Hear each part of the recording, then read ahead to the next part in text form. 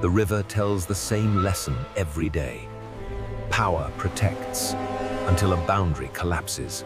A hippo mother follows roads in the mud. Habit brings her here, even when the water turns brown with hidden danger. Ahead, the bend is crowded, row on row, eyes and ridges breaking the surface. Every crocodile here can read the weakness of the young. She uses her mass as a corridor. Her shoulders are a gate, swinging and shoving to cut a narrow path through the swarm. The calf rises often, touches the familiar skin of safety, and tucks back under.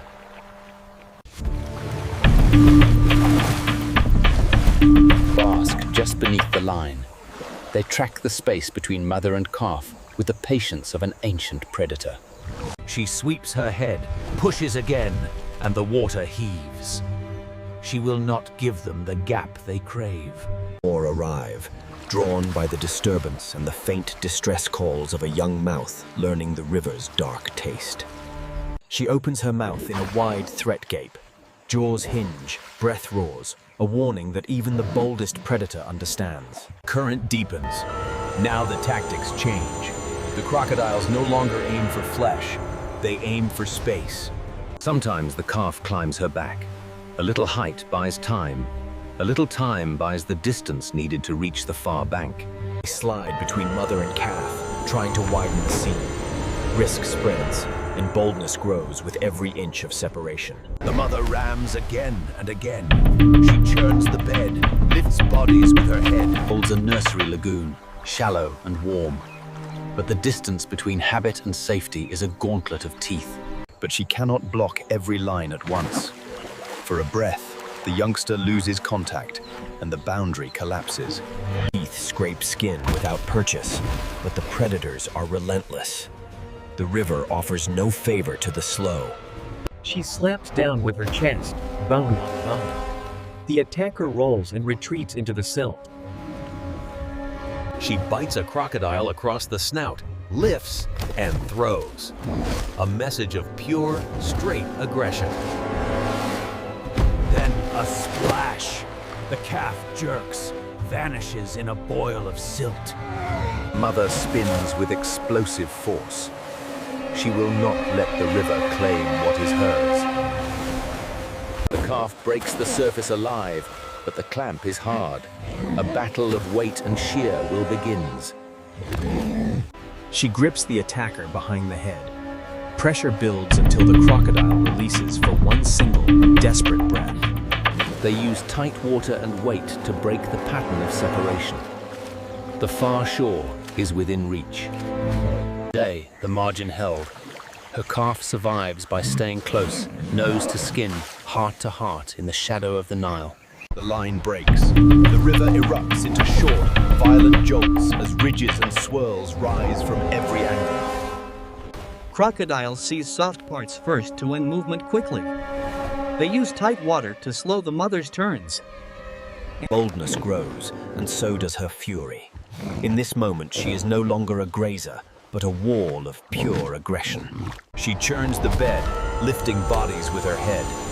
A little height buys time. A little time buys life. Separation is the pattern that works. They use sheer weight to draw the calf away from the shadow of protection.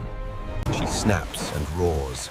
Teeth scrape skin, but her mass breaks their angles, forcing the line to reform. The river offers no favor. Power protects until the boundary collapses under the weight of numbers. She turns broadside to block the path. A mother's mass is the only barrier against the river's dark taste. Teeth set and ready. The margin of safety is narrowing with every heartbeat. Jaws hinge, breath roars, a sound that carries to the far reeds. A warning to all who dare to hunt.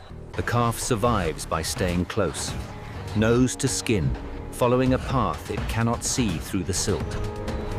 The second strike comes low and fast. The youngster's jerks, vanishing into the boil of the riverbed. She lunges in a single heave, gripping the attacker where the armor thins. She fights for her lineage.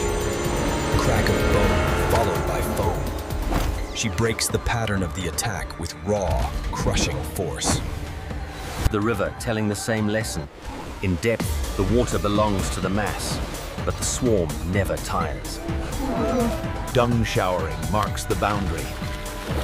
A tail spins to scatter the scent of power across the surface. They use tight water to slow her turns. A predator's patience is a weapon that never dulls. She slams down with her chest, anchoring her law in the mud. Bone against scale in a fight for the future. A breath of life. The youngster finds air fast, drawn back to the mother's flank by habit and fear. Or arrive, drawn by the disturbance. Today the margin failed, and the current offers no favor.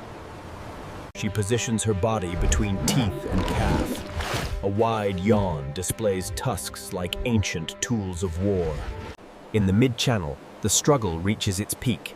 Power protects until the boundary of contact is lost. It snaps back at her muzzle. A contest measured in mass, momentum, and the distance she can hold. A little height buys time. She will not let the youngsters lose contact in the short, violent jolts of the river. A far bank holds the promise. She opens the water with her skull, driving her legacy toward the shallow and the warm. Power anchors Hippo society. Adult males hold territories in deep pools, spacing the herd with rituals of mass and bone. A wide yawn displays tusks like ancient tools. Canines grown into long ivory blades that sharpen with every use. Most disputes end at the surface. Gapes and lunges that push rivals to the margins without a single drop of blood. When status is not settled, fights erupt. They are abrupt, violent, and loud. Heads slam, jaws close on thick hide. Scars map old seasons on every dominant bull. Strength here is not speed, it is mass, momentum, and a bite that crushes. Heat writes the daily schedule. Hippos are built for water, and the sun is a driver that forces them under the line. Sun drives them under. Only the senses remain above, while a reddish secretion beads on skin to fight the drying air. On such days, other giants enter. Elephants wade in, and their bulk can push the masters of the river to the seam. Hippos yield rather than take tusks to the face. Even a king knows when to pack tighter against the bank. Buffalo herds do the same, filling the shallows. Each displacement raises stress, raising the urge to return to depth. Lions are a real threat to the isolated. Their advantage is on firm ground, not in the channel that robs their leverage. The answer is depth. A quick pivot and a direct drive end most attempts. Lions stop at the edge where claws lose grip. Underwater is safety. The hippo seals nostrils and ears, moving in heavy bounds where a lion's power turns to paddling. The water swells, a surge lifts, and a hippo charges with pure, straight aggression. In depth, the water belongs to them. When rain fails, rivers fall into pieces. The distance between pasture and water becomes a long walk of survival. Hundreds gathered in troughs of black mud. Breathing becomes an act of crowd management in the crush of the heat. Cows with small calves try to hold outer lanes. Skin cracks without water, and mud is the only armor left. Disease spreads in crowded holes. Eyes cloud with infection born in the warm, dirty water of the long dry. Predators profit from the crush. They sit braided at the edge, waiting for the boundary of strength to finally collapse. The river offers no favor. Some die in the crush, others in the long walk. Scavengers mark the map of the dry season. A bull that loses today is forced to the margins. A costly fight that carries bruises into the dangerous shallows. In shallow water, crocodiles wait. The calculation of survival turns into a crisis when mass loses its leverage. Dry Cecil compresses every rule. Every night road becomes a gamble with the eyes in the grass. Order returns quickly once a winner holds center. They share the space, body to body, waiting for the clouds to break. Power is mass, but survival's patience. When rain fails, the river loses its soul. Pools pinch into beads on a string. and side channels vanish into the cracked earth. Breathing becomes an act of crowd management. They gather in hundreds, pressed nose to rump, sharing the last moisture of the riverbed. Skin cracks without water over it. The red secretion slicks across their backs, catching dust and flies in a desperate fight against the sun. Cows with small calves try to hold the outer lanes, where a quick retreat is still possible. Disease spreads faster in the crowded heat. Wounds fester, and the predators mark the map of a crisis. Some die in the crush, others in the long walk between last pasture and last water. The dry season compresses every rule until every night road turns into a calculation of life and death. Then the rhythm resets. A single drop of hope breaks the long, quiet breath of the land. And when rain returns, it comes with a roar. The sky opens to erase the evidence of the struggle in a single day. The river resets the map. Step by heavy step, the herd feels the return of the deep, safe water they belong to. Order returns. Mass and bite rule the channels once more.